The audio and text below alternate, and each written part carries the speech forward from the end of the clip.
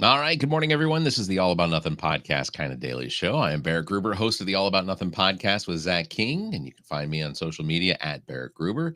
This is Bill Kimler, host of Black, White, and Blue in the South with Dr. Jamil Brooks. You can follow him at politicalbillsc. Welcome, Mr. Bill. How are you? Good morning. I am tuning in, or I'm dialing in live from Winchester, Virginia at a Marriott. What is there anything significant about Winchester, Virginia that people should know? Did you do any research? It's where I am. Just where you okay.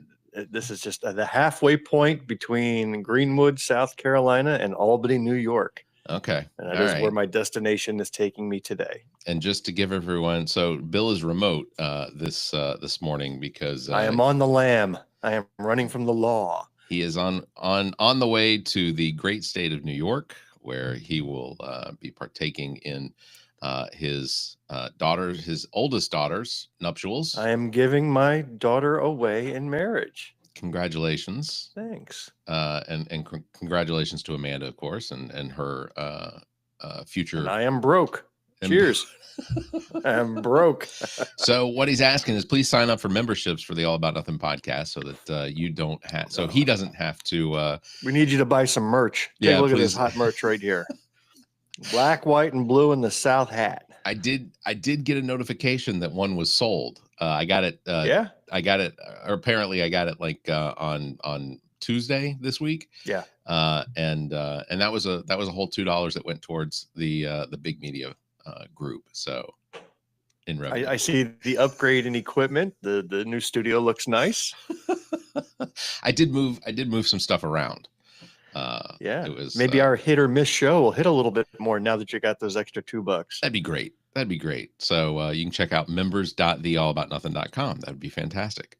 We are in the running for the Best of Columbia. The voting started yesterday, which we've gotten a fair amount of pretty good engagement. I have not.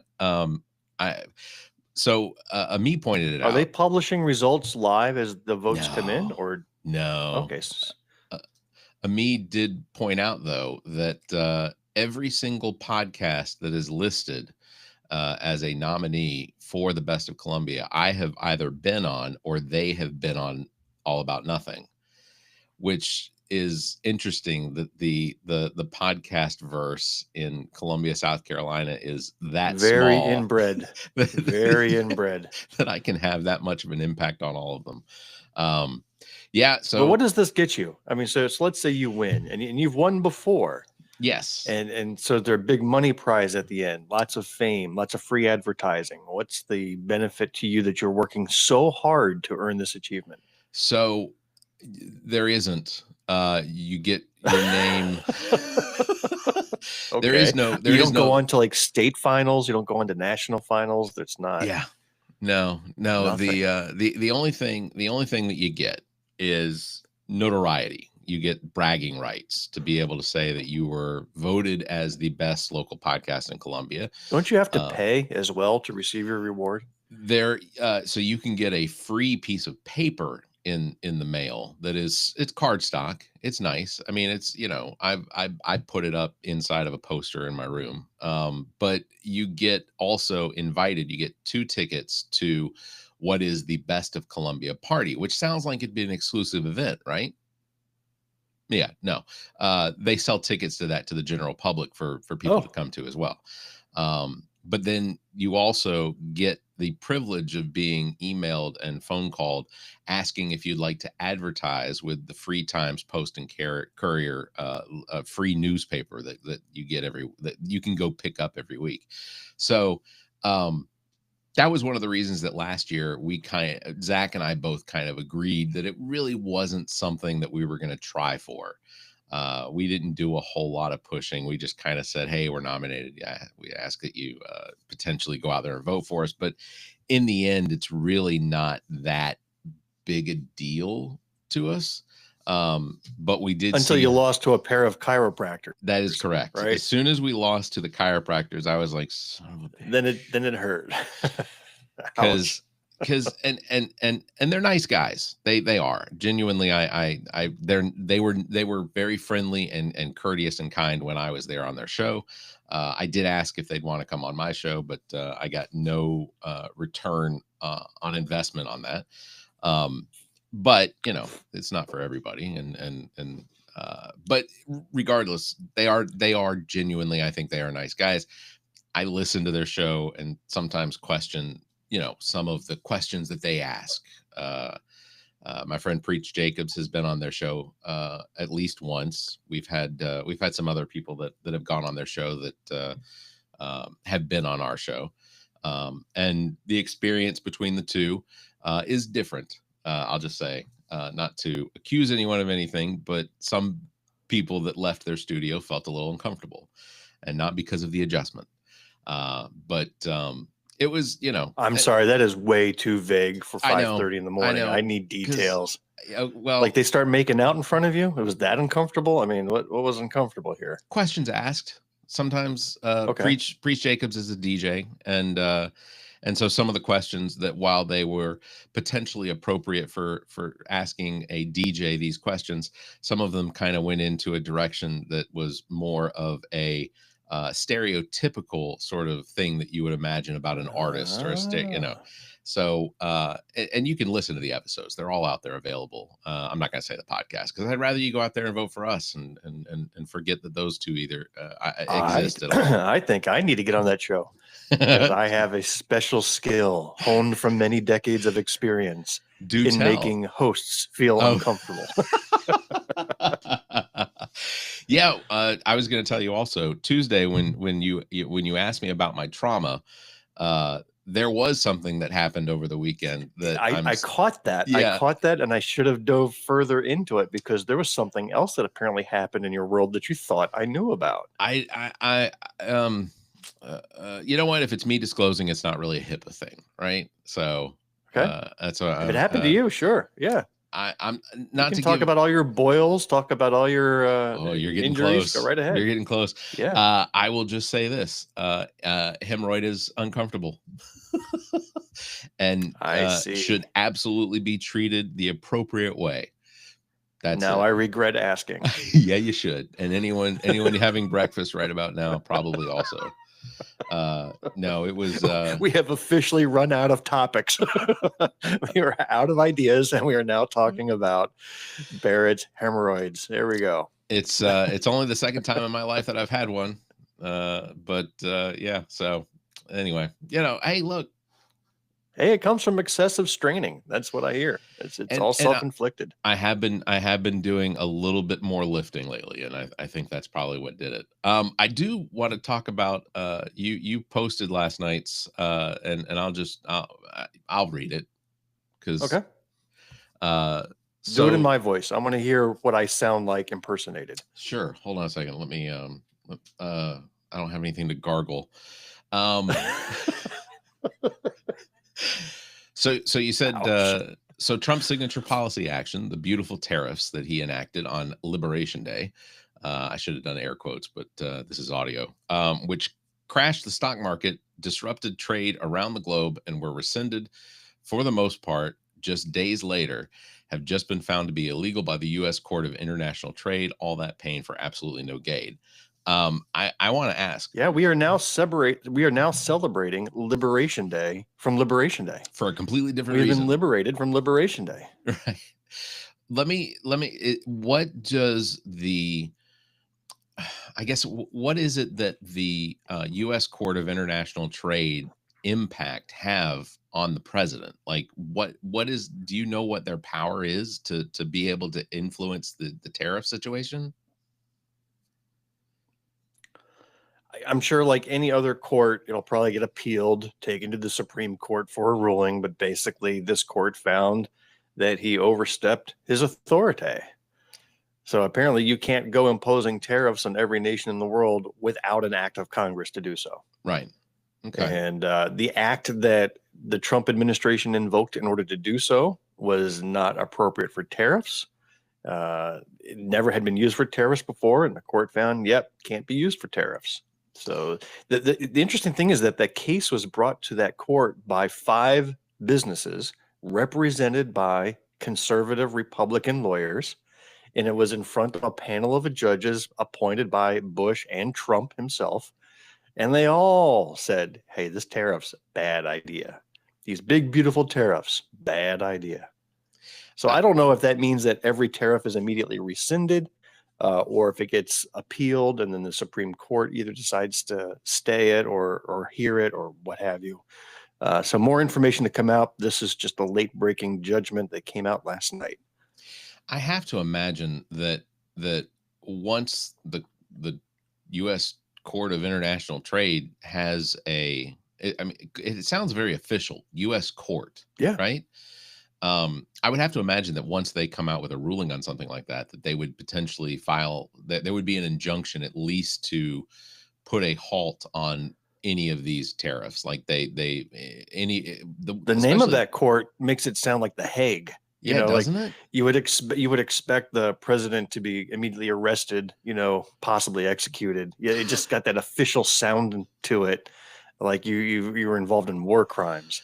It does. It has, yeah. I mean, like I imagine like Sean Connery being brought in chains and shackles, and whatnot for his crimes against the. It would be beautiful if he was immediately arrested and sent to Alcatraz.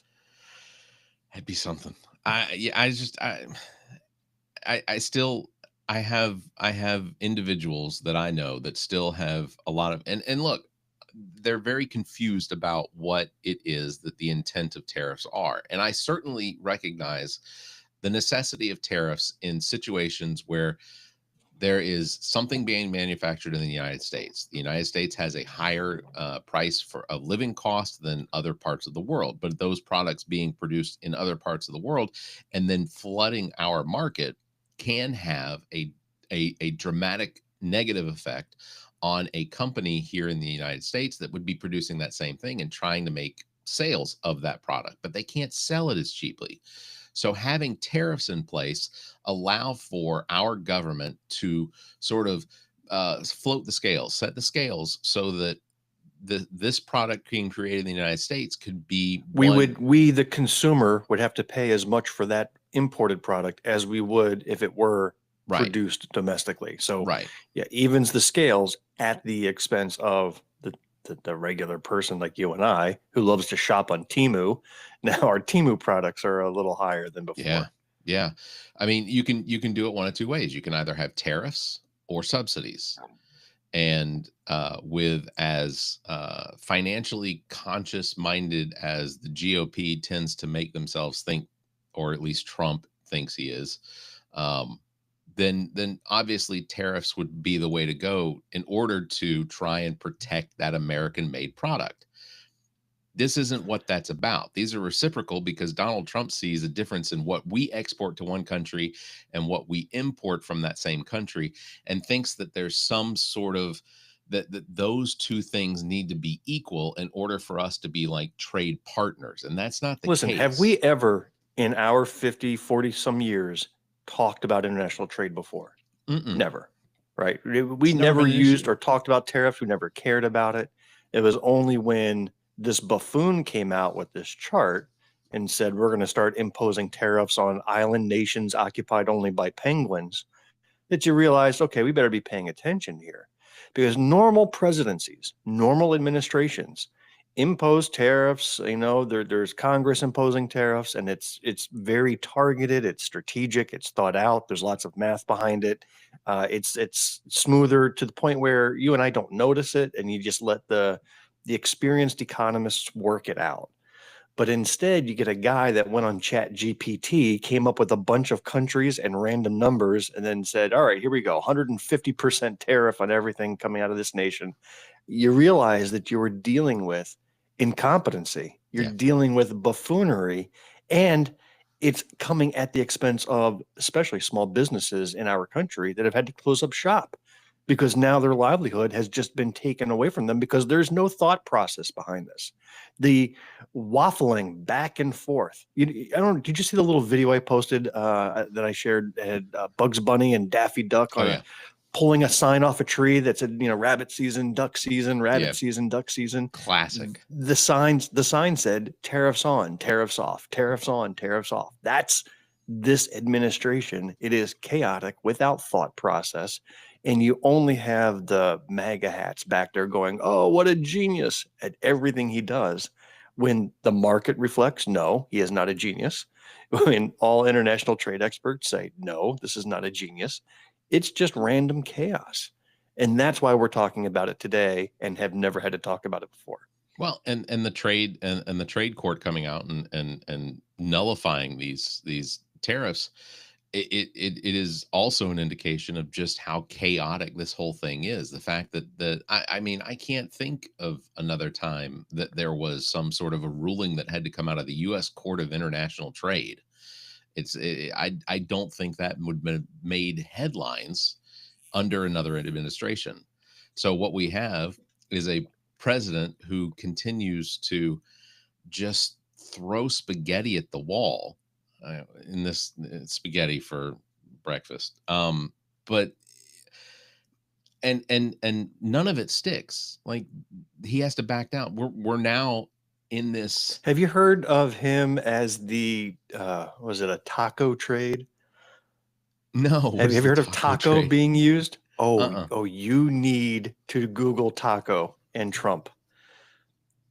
And I want you to tell me what it stands for when you pull that up, because it was published in the Wall Street Journal, and a CNBC reporter asked Trump directly yesterday about him being called a taco president. So the Hill. So this is directly from the Hill. President Trump on Wednesday bristled when asked. Bristled, yeah, bristled when asked about a new Wall Street based term based on his tendency to reverse his tariff threats, defending his approach and dismissing the question as nasty. A reporter asked Trump in the Oval Office about what was dubbed a Financial Times columnist as a taco trade, the acronym that stands for Trump always chickens out. Nice. That has caught on like fire. And the fact that a reporter asked him directly to his face, brilliant. That person needs a Pulitzer Prize or whatever the prizes are for journalism. And ultimately, what I'd love is for the more journalists to stick him like that, and they are. I'm seeing more journalists. Caitlin Collins was one with CNN. I haven't heard a lot out of her lately, but as far as like any of the clips that I was seeing pretty frequently, but like, that's what I want. But I was going to bring up there was a town hall in let's see, this is for Representative Ashley Hinson. Last night she held a town hall for her constituents where she was forced to defend Donald Trump in his massive spending bill. We saw another town hall just recently. I think it was this week, where one of the representative that was holding the town hall was asked questions about why he would support this big, massive, beautiful bill that had a piece of it that allows for the president and his executive branch to ignore subpoenas from either Congress or law enforcement. And why? And he said, well, I was not in favor of that. And well, I think he said, I didn't know it was in there when I voted. That's right. But he wouldn't, knowing that it was in there, he is not in favor of that. And it's like, well, you can't repeal the stupid thing now. I mean, you can just hope that the Senate doesn't take it up to vote, or that they vote it down and send it back to you, which ultimately I suspect that's probably what's going to happen, because the Senate is one that really loves their subpoena power. So I think the congressmen and congresswomen are very susceptible to peer pressure when inside those chambers. And now they are truly scared to face their constituents, their supporters, their MAGA hat wearing people that are now saying, whoa, what did you just sign us up for? And there's going to be repercussions. I actually want to fast forward to November 2026, because I can't wait to see this. If there's any Republicans left in the U.S. Congress, I'll be surprised. It's going to be a wipeout of biblical proportions. One of the, and this is a slight hard pivot. One of the categories in the Best of Columbia this year is, and they do it every year. Did you get whiplash? one of the categories is TV hog or something like that, or like requires the most attention in the local media category. I'm going to pull it up real quick because this is pretty funny, and it's there's an individual that's been listed in this category this year that I had not seen or even considered, because I guess I don't think about that part. But the category is biggest media hog, and Dick Harpootlian, who is a semi-Democrat here in Columbia, but mostly a lawyer. Henry McMaster's listed in there. One of the guests that has previously been on the All About Nothing podcast, famously Garnet, Zach Boyd, has also been listed. But the one that I voted for was Nancy Mace. Nancy Mace got a Oh, yeah. nomination as biggest media hog. If she doesn't win 100% of that vote, I would be surprised. I wish that they would release like the actual numbers of how many votes people got. But yeah, I'm really hoping that Nancy Pace pulls in a victory and shows up for the party as the biggest. So Nancy Mace's entire platform is anti-trans, right? She's posing in front of bathrooms. She's using slurs about transgender individuals. That's her entire campaign. And I've seen this ABC TV special before, because this is the part that happens just before one of her children come out as trans, right? Yeah. I mean, this is just how this script is written. And I'm waiting to see how this comes all crashing down. This is not going to end well for Nancy Mace. It really isn't. I mean, there's just no way it ends well. And she is going to retaliate, because that's what she does. And I think even that in retaliation, it is going to have a dramatic effect on what it is that she does for the rest of her future. We have a governor's race that is likely going to have Alan Wilson, who is the current attorney general here in Columbia or South Carolina. And I have heard rumors that Nancy Mace is considering running for that because she sees the writing on the wall in her district. I think it's more than a rumor. She's actively campaigning. So she is online attacking this potential opponent in Alan Wilson every day, calling him a pedophile protector. I mean, she's just like coming out. There's nothing more violent than watching Republicans attack Republicans. Yeah. I mean, there's just nothing more vicious. And Nancy Mace is pulling out all the vicious stops.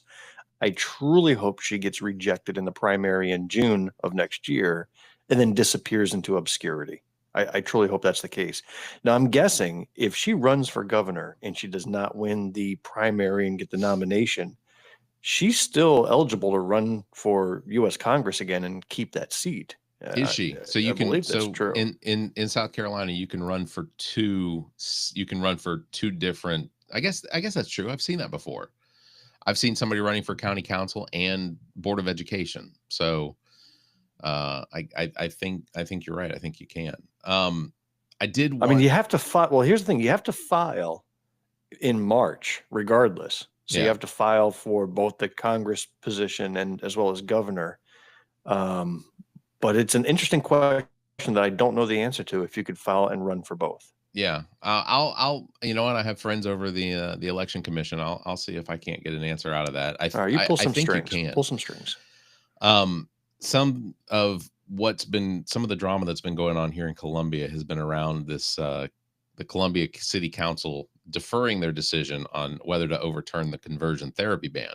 Have you been following any of that?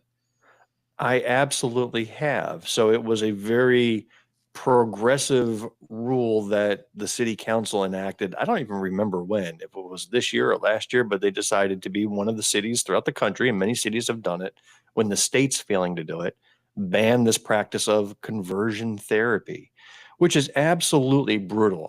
There's a movie I watched which basically told the story of a teenager who was forced by her very religious conservative parents to go to this camp to cure her of her gayness, and just the traumatic abuse that she suffered. And this is all based on firsthand experience.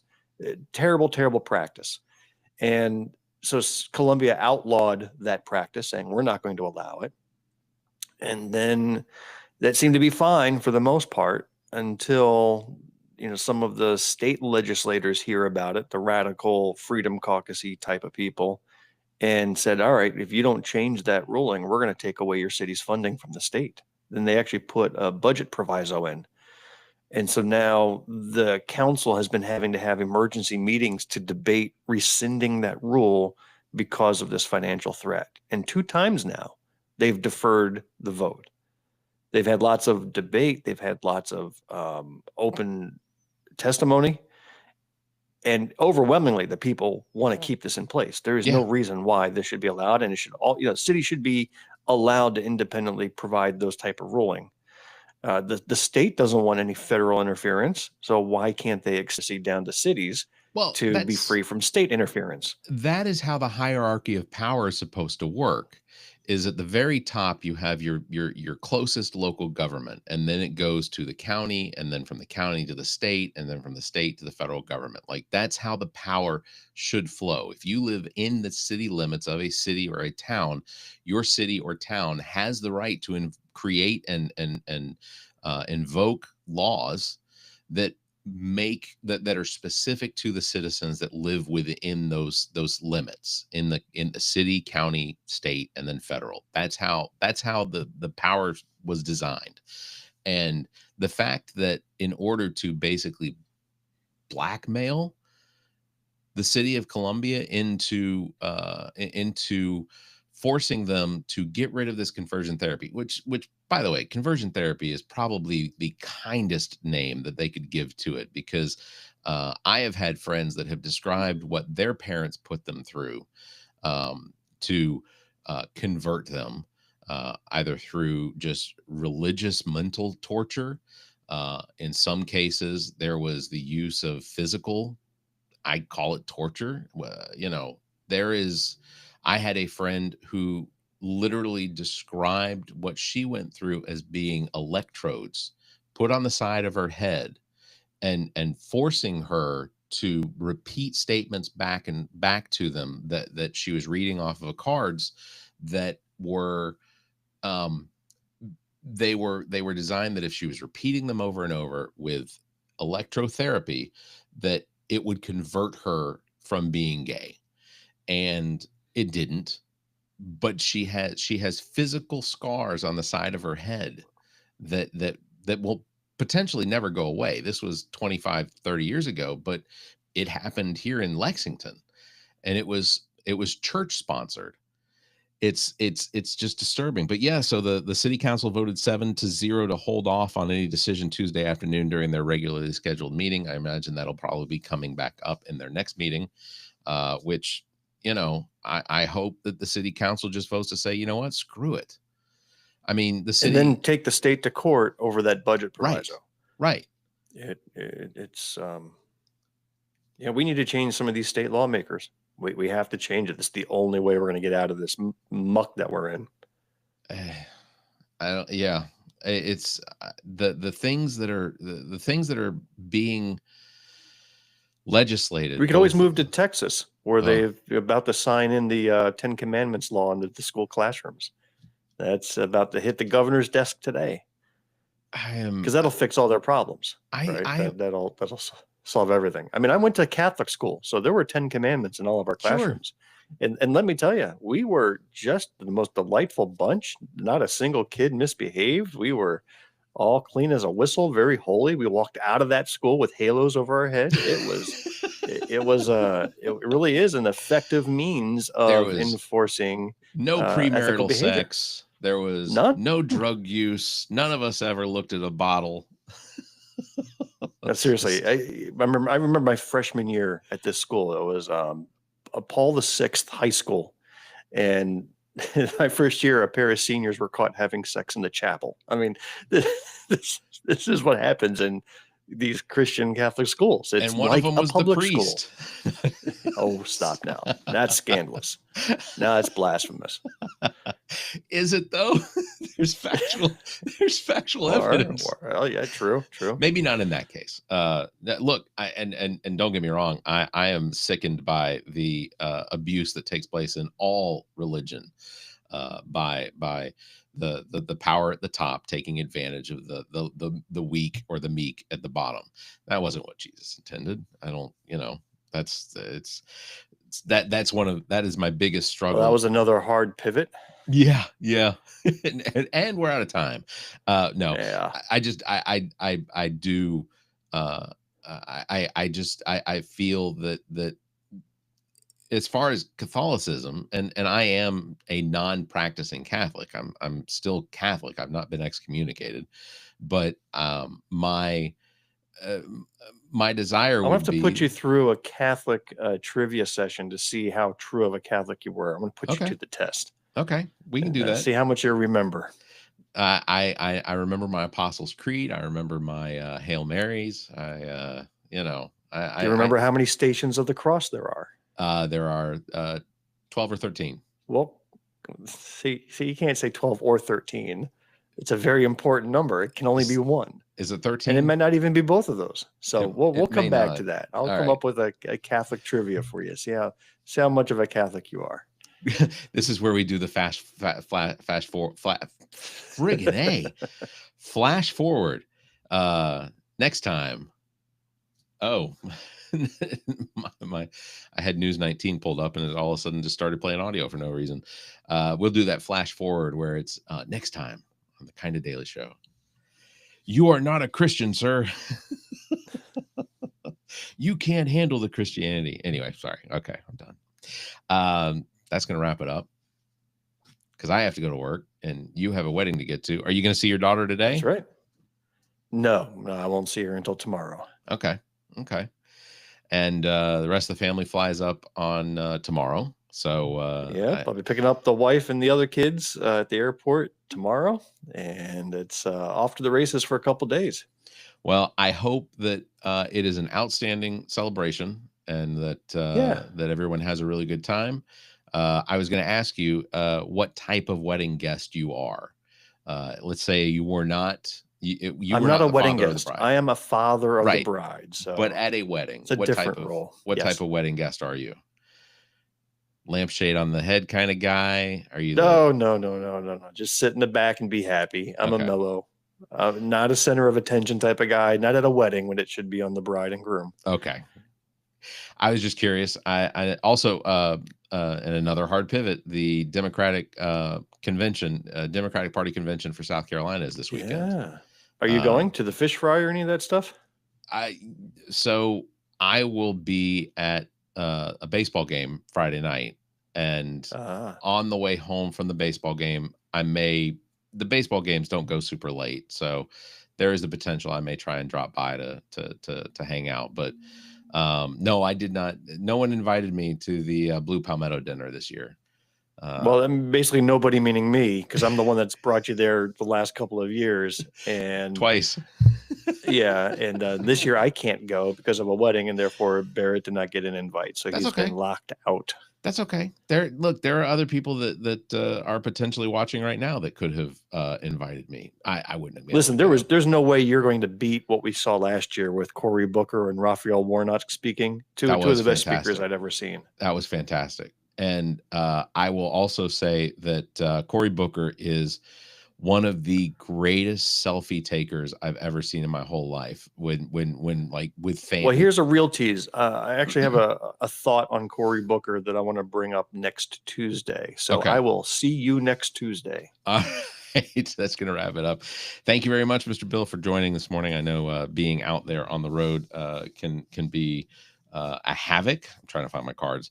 So thanks for joining. And we like the view of your hotel there for one night. Big thanks for everybody tuning in. Don't forget you can follow me at Barrett Gruber and Bill at politicalbillsc. You can catch us live every Tuesday and Thursday at 5:30 a.m. Eastern, right here, because apparently even on vacation we don't like to sleep in. So thank you very much for tuning in. You all stay safe, be kind, and keep your hands to yourself.